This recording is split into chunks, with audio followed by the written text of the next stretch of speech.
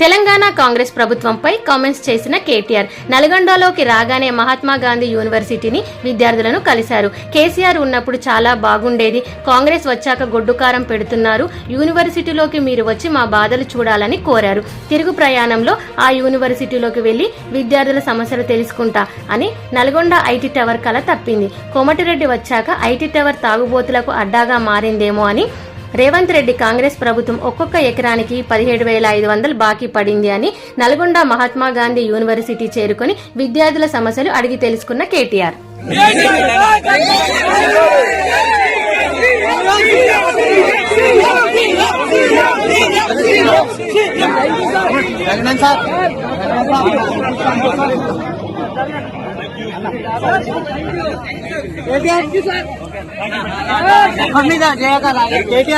ఇంటికి పోయి చెప్తా ముందుకు వస్తా ఉంటే అక్కడ కళ్ళదప్పిన ఐటీ టవర్ కనబడ్డది.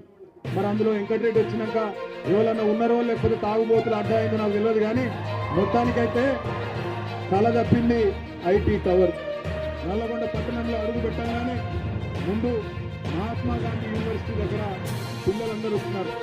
దాదాపు ఒక 300-400 మంది పిల్లలు రోడ్డు మీదకి వచ్చి, అన్న కేసీఆర్ ఉన్నప్పుడు మాకు బ్రహ్మాండంగా ఇక్కడ వసతులు ఉండేది, కానీ ఇవాళ కాంగ్రెస్ ప్రభుత్వం వచ్చిన తర్వాత మాకు గుడ్డుకారంతో అన్నం పెట్టే దుస్థితి వచ్చిందన్న, మీరు రావాలంటే తప్పకుండా 2:30 గంటలకు మీ క్యాంపస్కి వస్తా అని వారికి చెప్పిన.